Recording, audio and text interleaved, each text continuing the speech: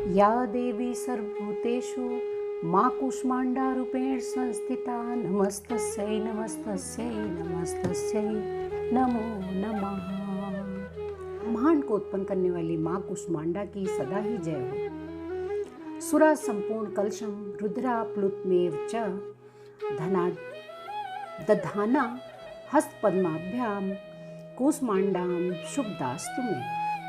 नवरात्रि में चौथे दिन की देवी को कूष्मांडा के रूप में जाना जाता है, पूजा जाता है। अपनी मंद हल्की हंसी के द्वारा अंड यानी ब्रह्मांड को उत्पन्न करने के कारण इस देवी को कूष्मांडा नाम पड़ा।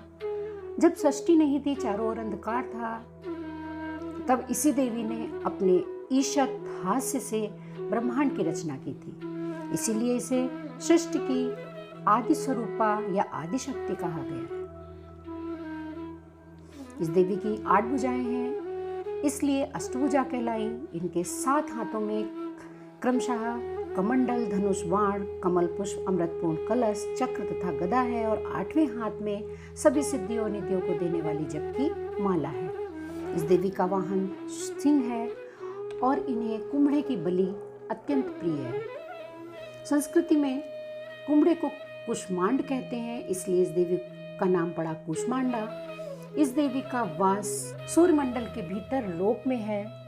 सूर्यलोक में रहने की शक्ति क्षमता केवल इन्हीं में है, इसीलिए इनके शरीर की कांति और प्रभा सूर्य की भांति दैदीप्यमान है।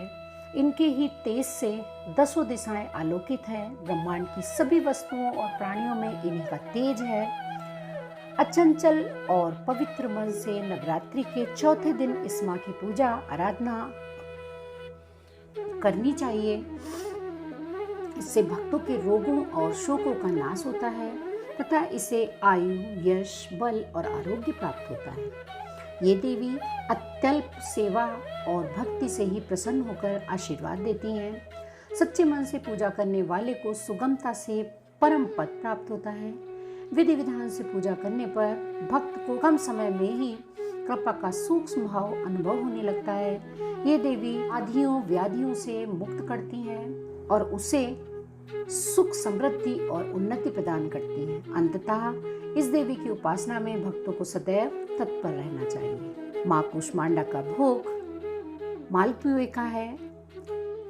या देवी सर्वभूतेषु स्कंद माता रूपेण संस्थिता नमस्तस्यै नमस्तस्यै नमस्तस्यै नमो नमः।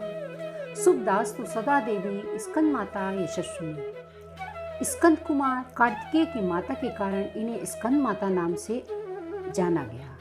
इन्हें विग्रह में भगवान स्कंद बाल रूप में इनकी गोद में विराजित हैं। इस देवी की 4 भुजाएं हैं। ये दाईं तरफ की ऊपर वाली भुजा से स्कंद को गोद में पकड़े हुए हैं। सिंहासन गता दित्यम पद्माश्रित कर द्वया शुभदास्तु सदा देवी स्कंद माता यशस्विनी। पहाड़ों पर रहकर सांसारिक जीवों में नवचेतना का निर्माण करने वाली स्कंद माता नवरात्रि में 5वें दिन इस देवी की पूजा अर्चना की जाती है। कहते हैं इनकी कृपा से मूढ़ विज्ञानी हो जाता है। स्कंद कुमार कार्तिकेय की माता के कारण इन्हें स्कंद माता नाम से जाना गया। इनके विग्रह में भगवान स्कंद बाल रूप में इनकी गोद में विराजित हैं। इस देवी की 4 भुजाएं हैं। ये दाईं तरफ की ऊपर वाली भुजा से स्कंद को गोद में पकड़े हुए हैं। बाईं तरफ ऊपर वाली भुजा में वरद मुद्रा है और नीचे वाली भुजा में कमल पुष्प है। इनका वर्ण एकदम शुभ्र है। ये कमल के आसन पर विराजमान रहती हैं, इसीलिए इन्हें पद्मासना देवी भी कहा जाता है। इनका वाहन सिंह है। शास्त्रों में इसका काफी महत्व है। इनकी उपासना से भक्ति की सारी इच्छाएं पूरी होती हैं। भक्त को मोक्ष मिलता है। सूर्यमंडल की अधिष्ठात्री देवी होने के कारण इनका उपासक अलौकिक तेज और कांति में हो जाता है। अतः मन को एकाग्र रखकर और पवित्र रखकर इस देवी की आराधना करने से साधक या भक्त को भवसागर पार करने में कठिनाई नहीं होती। इनकी पूजा से मोक्ष का मार्ग सुलभ हो जाता है। ये देवी विद्वानों और सेवकों को पैदा करने वाली शक्ति है, यानी चेतना का निर्माण करती है।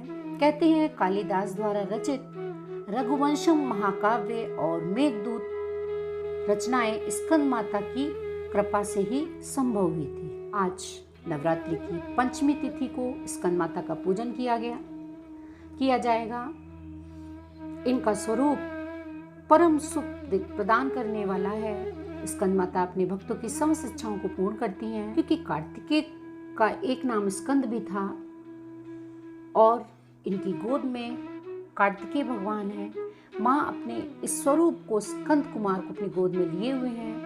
इनकी 4 भुजाएं हैं। दाहिनी ओर की ऊपर वाली भुजा में कमल पुष्प धारण करती हैं, वहीं नीचे वाली भुजा पर वर मुद्रा में है।